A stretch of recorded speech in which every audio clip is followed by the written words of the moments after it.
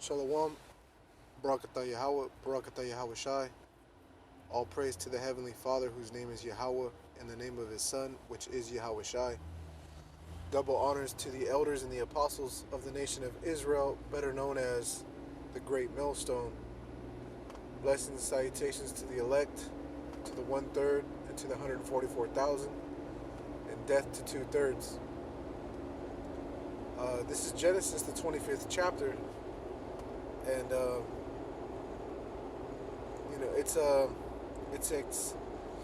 it's expedient, and it's something that religion doesn't teach you. When you go to religion, when you go to a Christian church, a Catholic church, this isn't widely taught.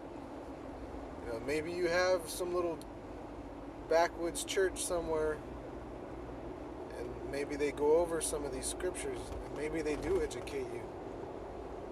But as the Most High judges nations, meaning the majority, so is the way of the world, So this goes back to Genesis. Well, this is in Genesis, but this goes back into the time in the garden. Okay, the garden in Eden, which Eden is just a paradise. That garden that was placed eastward in Eden, that's Jerusalem. Okay, that's the garden that was placed eastward. Okay, so Genesis means in the beginning.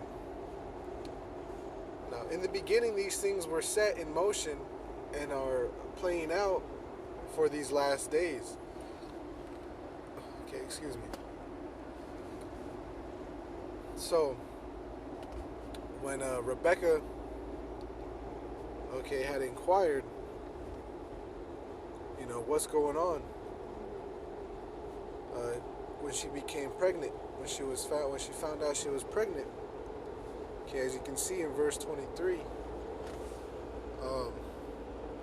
verse 22, she went to inquire of the Lord. In verse 23, this is what is told to her. It says, "And the Lord said unto her,"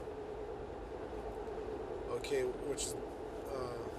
it said, "Two nations are in thy womb, and two manner of people shall be separated from thy bowels."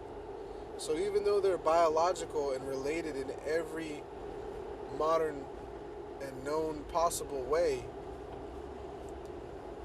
the Lord said, look, these are not going to be family. And people freak out about that, because you could have biological siblings,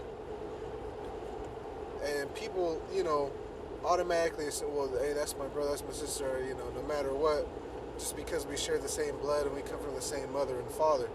Hey, well, look, the Lord can put a spirit out there to where He's like, no, you guys are going to be different. I'm going to separate you. Okay? And the world can have all the problems with the truth that it wants, but this is the way that and how things are going. Okay?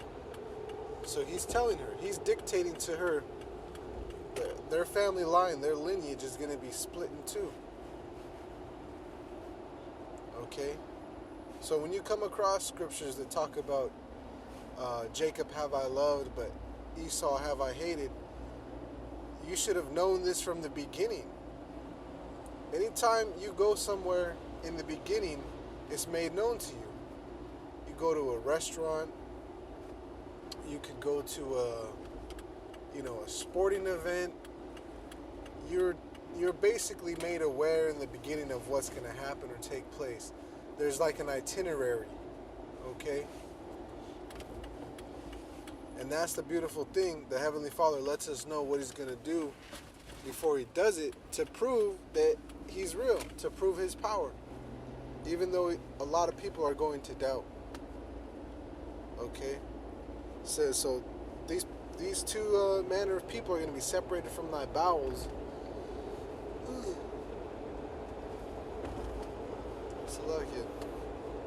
It says, and the one people shall be stronger than the other people, and the older one shall serve the younger one. Now, what does that mean? One people shall be stronger than the other people, and the elder shall serve the younger. Okay?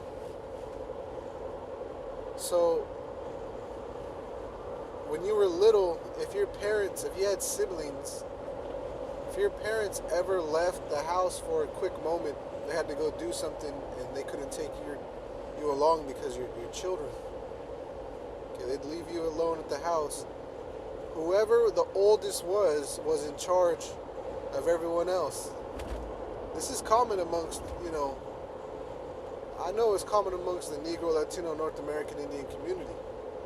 I don't know how you Caucasians and other nations get down, but this is like a known fact for us. The oldest child was in charge of everyone else, and if anyone got hurt or whatever, it was going to be the oldest child was responsible, no matter what happened. Which is a hard place to put somebody, but it shows them having to have responsibility. Anyway, so the elder is supposed to serve the younger, take care of the younger. Okay, it's supposed to be a protector. Okay, it says, and when her days to be delivered were fulfilled, behold, there were twins in her womb. Okay, so it was like, dang, like what the angel of the Lord said, like he told me, like, what I felt going on in my body, and then it's like, oh dang, there's two of them. Okay, and the first came out red all over like a hairy garment, and they called his name Esau, which means wasted away is he. Okay, and what's wasted away is his pigment, man. Okay, wasted away. He came out red all over like a hairy garment. So something like if you would see like an Eskimo suit back in the day, you'd be like, oh, this guy's furry. He's hairy from head to toe. Okay, like a hairy garment, like a winter coat. You see those winter parkas, like NFL parkas. It goes like all the way down to your ankle. Big old furry puffed down coat, Try to keep you warm. Okay. And after that came his brother out, and his hand took hold on Esau's heel, and his name was called Jacob. And Isaac was 80 years old when she bare them. So 80, I believe, is 60, because 1 score is 20. So 80, 2, 4, 6, that's 60. Okay. Now, one thing to note here is Rebecca never made this known unto Isaac. She never told him what was up. Now, Isaac naturally just loved his oldest son. Okay. Salakia. Isaac just naturally loved his oldest son, Esau. Okay. But what we come to find out, as you keep reading the story, Esau sells his birthright, and he also never tells anyone that he sells the birthright. Okay? Now, this was all set up by design, that there would be enmity between her seed and the other seed, the seed of the serpent. Okay? So now that was early on. Now this is being fulfilled in their time, that enmity and the seeds being separated with enmity, man. So that later on down the road and in this present day, the Most High is yet going to choose Israel, aka Jacob, and do away with Esau, aka Edom. So they have their birth names and their nationality names, because Esau is Edom. Okay, Edom just means red. Adawan. So you have the nation of Edom that hasn't been done away with. And they'll try to argue oh, well, the nation of Edom has been done away with. But then forget little subtle things like, well, if that's true, when did that take place? Because Herod was an Edomite. Okay, Edom didn't go anywhere. They were never eradicated as a nation of people. Their land might have been taken away, just like Jacob's land was taken away. The land of Israel was taken away. But they're still alive and existing to this day. Okay, so this is the fault of mainstream religion. Mainstream religion is to blame for not teaching and educating their congregations, man. And the whole reason why is because they've been set up to not teach that. They've been given a secondary curriculum and have been avoiding the primary teachings and trying to say, the Bible and religion is just about, key morals and principles. And they do that, but yet the world around them doesn't apply them, and then they try to hide behind, martyrdom, and, the world is going to hate, you for trying to follow the path of the anointed one, which they're not even telling you the right path. They've made a velvet rope,